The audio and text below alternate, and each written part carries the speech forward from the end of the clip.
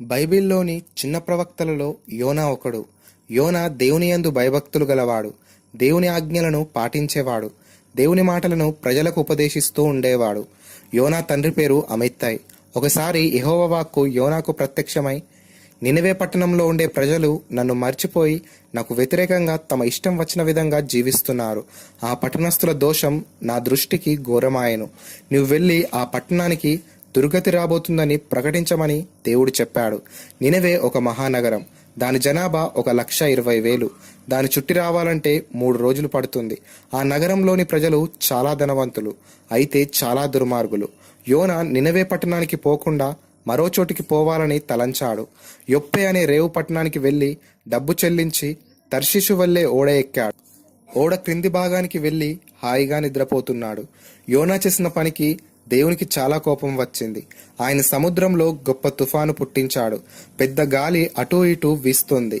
గాలికి పెద్ద పెద్ద అలలు లేచాయి. అలల తాకిడికి ఓడ బద్దలైపోతుందేమో అనిపిస్తోంది. ప్రయాణికులు ఎంతో భయపడసాగారు. నావికులు ఓడను అదుపు చేయలేకపోతున్నారు. చాలా సరుకులు సముద్రంలో వేసి ఓడను తేలిక చేశారు. అందరూ తమ తమ దేవతలను ప్రార్థింపసాగారు. అయినా తుఫాను తగ్గలేదు. కొందరు వెళ్లి యోనాను నిద్రలేపారు. నిద్రపోతా, నీకు కొంచెమైనా భయం లేదు, లేచి దేవుని ప్రార్థించు, ఆయన దయ చూపిస్తే ఈ తుఫాను తగ్గిపోతుంది అని అన్నారు. ఓడలో ఉన్నవారు ఒక పని చేయాలనుకున్నారు. మనం చీటీలు వేద్దాం, ఈ తుఫాను ఎవరి మూలంగా వచ్చిందో తెలిసిపోతుంది అని అనుకున్నారు. చీట్లు వేశారు. చీటి యోనా పేరుతో వచ్చింది. అందరూ అతని వైపు అనుమానంగా చూశారు. ఓయి, నీవెవరు? ఎక్కడికి పోతున్నావు? ఏం పని మీద పోతున్నావు? దేవునికి కోపం తెప్పించే పని ఏం చేశావు అని అడిగారు. అప్పుడు యోనా, అయ్యా, నేను హెబ్రీయుడను, ఆకాశ నివాసి, సృష్టికర్త, సర్వశక్తిమంతుడు అయిన యెహోవా దేవుని భక్తుణ్ణి. కానీ ఆయన నినివే పట్టణానికి పొమ్మంటే తర్షీషుకు పారిపోతున్నాను. నా మూలంగానే ఈ తుఫాను వచ్చింది కనుక నన్ను సముద్రంలో పారవేస్తే తుఫాను తగ్గిపోతుంది అని చెప్పాడు. వాళ్ళు వెంటనే దేవుణ్ణి ప్రార్థించారు. యెహోవా, దేవా, మేము ఈ మనుషుని చంపినాము అన్న అపరాధం మా మీదికి రానియవద్దు. తర్వాత వాళ్ళు యోనాను సముద్రంలో పారవేశారు. వెంటనే సముద్రం శాంతించింది. ఈ సంగతి గమనించిన ప్రయాణికులు యెహోవా దేవునికి మిక్కిలి భయపడ్డారు. ఆయనకు బలులర్పించారు. ఆయనే నిజమైన దేవుడని నమ్మారు. దేవుడు పంపిన ఒక పెద్ద చేప యోనాను మృంగింది. యోనా చేప కడుపులో 3 రోజులున్నాడు. తాను చేసిన తప్పుకు క్షమాపణ కోరాడు. దేవా, నన్ను కాపాడితే నేను నీ మందిరానికి వస్తాను, బలులు అర్పిస్తాను, మొక్కుబడులు చెల్లిస్తాను. నీవే నాకు దిక్కు, రక్షణాధారం.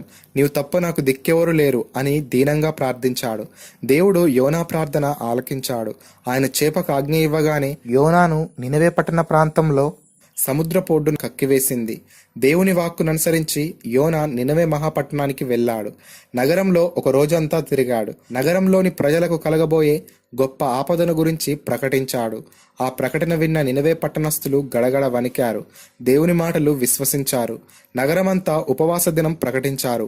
గొప్పవారు, పేదవారు అనే భేదం లేకుండా అందరూ దీనులై గోనెపట్టలు కట్టుకొని దేవునికి ప్రార్థింపసాగారు.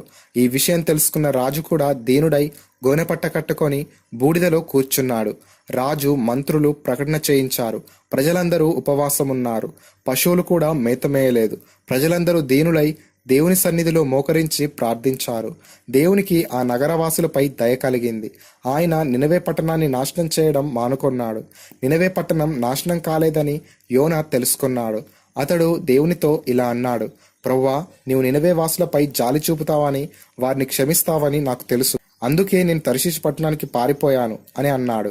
యోనా నినివే పట్టణానికి దూరంగా తూర్పు వైపున ఒక పందిరి వేసుకొని దాని క్రింద ఉన్నాడు. ఏమి జరుగుతుందో చూడాలనుకున్నాడు. అప్పుడు దేవుడు ఒక సొర చెట్టును మొలిపించాడు. అది పెరిగి పెద్దదై మంచి నీడ ఇచ్చింది. ఆ చెట్టును చూసి యోనా సంతోషించాడు. మరునాడు యెహోవా ఒక పురుగును పంపాడు. అది సొర చెట్టును పూర్తిగా తినివేసింది. యోనా మీద ఎండపడింది. అందువల్ల యోనా విసుక్కున్నాడు. చావడం మంచిది అనుకున్నాడు. అప్పుడు దేవుడు యోనాతో, నీవు కష్టపడకుండా, పెంచకుండా, తనకు తానే పెరిగి చచ్చిపోయిన సొర చెట్టు వాడిపోయినందుకు ఇంతగా బాధపడుతున్నావే? 1,20,000 జనాభాతో 1,000 పశువులతో నిండి ఉన్న నినివే మహాపట్టణం నాశనమైపోతే నాకు బాధ ఉండదా అని అన్నాడు. అప్పుడు యోనా దేవుని దయాగుణాన్ని, తన తొందరపాటును తెలుసుకున్నాడు. పిల్లలు, యోనా ఒక మంచి ప్రవక్త, దేవుని యెడల భయభక్తులు ఉన్నవాడు. పిల్లలు, యోనా దేవుని ఆదేశానికి వ్యతిరేకంగా తర్షీషు ఓడ ఎక్కాడు.